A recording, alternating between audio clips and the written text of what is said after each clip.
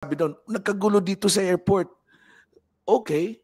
So with that itself, talagang naging trending and it blew up. So diretsahan na po tayo. Now, this is about former President Rodrigo Duterte.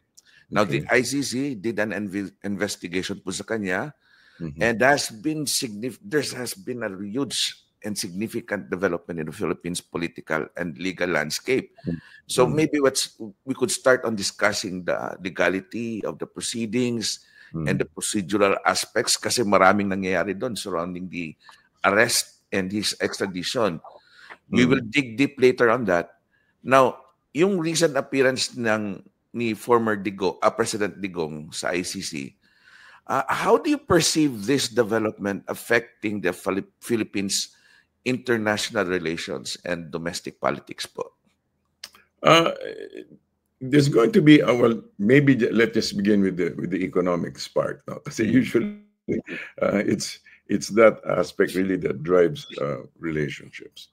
Ang ano niyan, a number of foreign investors and mga foreign financial institutions, mga spokesperson for financial institutions, have said that they expect a bit of disturbance, and that in the short term they expect that. So that should also ang attitude ng ng foreign investors right now is wait and see, no? And on the other hand, the rate it's going right now kasi very biglang nag-spark yung yung sentiment all over the nation, all over the Philippines, from well, not, I don't know about the north, but definitely nung unang gabi, from Quezon Avenue, Quezon City, all the way down now to the south, talagang may mga people movement. So domestically, it seems to have been a polarizing. The whole thing seems to have a polarizing effect, and from the aspect of finance and economics, there's a wait and see attitude. But definitely among the NGO sector and among the human rights advocates, there's a tendency to celebrate the whole thing, to celebrate the fact that President Duterte has been brought to justice. Although even that seems to put the Philippines in a not exactly a positive light, the way I understand it. Kasi, Vince, no, we have to understand that the ICC, International Criminal Court, is basically, it's a court of last resort. Yes. It's a court of last resort. So, ibig sabihin, assumption dyan, ito matagal na to. In fact, it was, yung nung nagsalita sa UNC, by Zoom, no?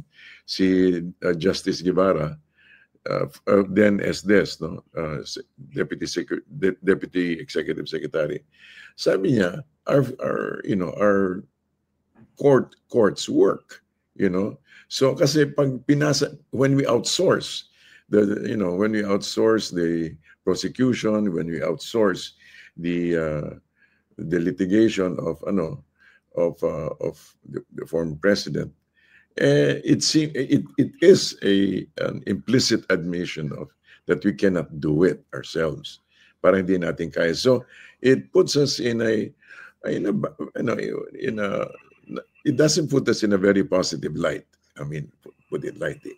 So ang ano niyan is it should have been, well, of course. So you sort of think, bakit ginawa ito? Ano bang nangyari diyan? So you sort of think that, if kung talaga na pag-isipan ito, mukhang may mas matimbang na dahilan. That it's not just a question of bringing Duterte to justice. There seems to be a deeper reason. And what are some of the reasons? Probably that the current head of state wants to distance himself from this situation. He doesn't want to alienate further the supporters of the former president. So yung tipong ganon. So parang mixed signals.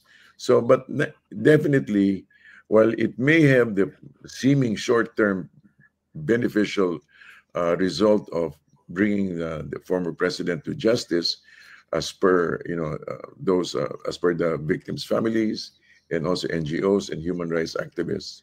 There is a bigger and a deeper story, and I think there is another way actually of approaching the whole matter. There has been